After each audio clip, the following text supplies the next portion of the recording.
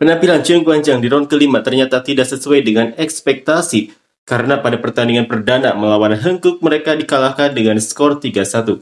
Masih terlihat begitu jelas bagaimana kesalahan demi kesalahan terus dilakukan oleh para pemain Cheung Guanjang seperti pada penerimaan yang berantakan Bumsil, bahkan strategi Ko Hee-jin pun dinilai monoton. Seperti inilah komentar fans Korea. Cheung Guanjang memiliki duet terbaik di seluruh liga voli wanita dengan Mega dan Bukirik dan sekarang ada peluang emas untuk meraih gelar juara. Namun, harapan berubah menjadi rasa frustasi karena performa Pyo Seung-ju dan Nohran sangat disayangkan. Bukan hanya libero, tetapi juga middle blocker yang tampil kurang maksimal kekalahan telak.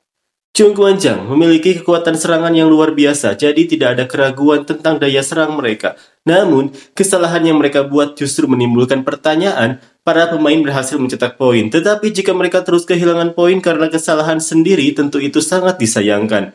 Terlalu banyak kesalahan bisa merusak kepercayaan diri pemain, mengganggu ritme tim, dan membuat permainan menjadi berantakan. Masalah terbesar Cheung Guanjang bukanlah Nohran, tetapi Ko Hee-jin. Bagaimana dia bisa berpikir untuk meraih gelar juara dengan Nohran sebagai bagian dari tim inti? Itu hanyalah sebuah ilusi. Cheung Guanjang adalah tim yang dipimpin oleh dua pemain asing, tetapi Nohran masih tampil seperti itu. Ko Hee-jin harus segera mengembangkan Choi Jung-min atau mencari alternatif lain. Nohran sudah diberi cukup banyak waktu. Selain itu, Jo Hong-yong dan Park Eun-jin selalu bermain dengan pola yang sama. Apakah mereka tidak berkembang sama sekali? Bagaimanapun, voli wanita di Korea hampir kehilangan pemain penyerang lokal yang kompetitif, jadi menontonnya terasa seperti buang-buang waktu. Selamat kepada Mega atas penghargaan MVP putaran keempat. Penyebab kekalahan Cheung Guanjang adalah lini belakang yang gagal dalam menerima servis yang benar-benar menghancurkan permainan mereka.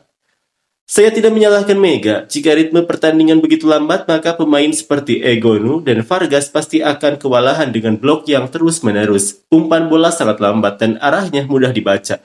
Penerimaan buruk dan para bloker terlihat seperti pemula. Tidak ada cara mudah untuk menjadi juara. Kita hanya bisa menikmati prosesnya. Pertandingan profesional tentu penting untuk servis dan hal lainnya, tetapi pada akhirnya kemenangan harus ditentukan oleh kemampuan bermain.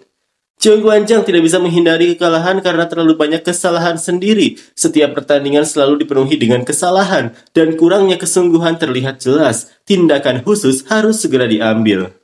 Nohran dan Pyo Seung-ju adalah masalah terbesar dan secara keseluruhan tim membuat terlalu banyak kesalahan dengan atmosfer tim saat ini. Mereka bahkan bisa kalah dari Hyundai dan kemungkinan besar akan tetap di peringkat ketiga musim ini. Jika Mega pindah ke Eropa musim depan, kesempatan mereka akan semakin kecil.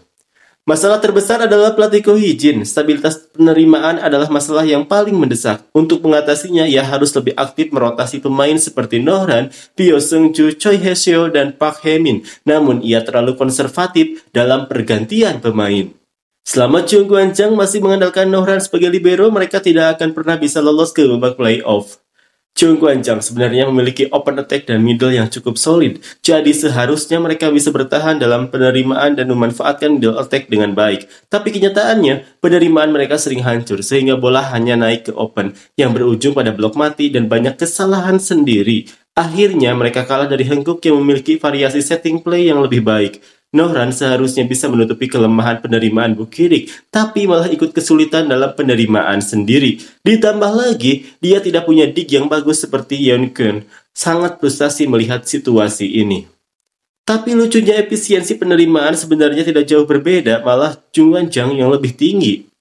Tidak mungkin juara, penerimaan lemah, blocking kurang, terlalu banyak kesalahan sendiri. Musim ini kemungkinan besar akan berakhir di peringkat ketiga. Bisakah Choi Hye-seo masuk sebagai libero menggantikan Nohran? Bisa, tapi masalahnya Choi Hye-seo tidak digunakan. Sepertinya Ko Hee-jin adalah masalah terbesar. Pertandingan hari ini 3 veteran Nohran, Pyo Seung-ju, dan Yong Hae-son benar-benar kewalahan. Karena hanya istirahat 2 hari, mereka tidak siap secara fisik. Mega juga melompat lebih rendah hari ini. Jadi semua serangannya terbaca oleh blok lawan. Tapi jangan kecewa, pulihkan stamina dan bersiap untuk final. Peluang juara masih yang tertinggi.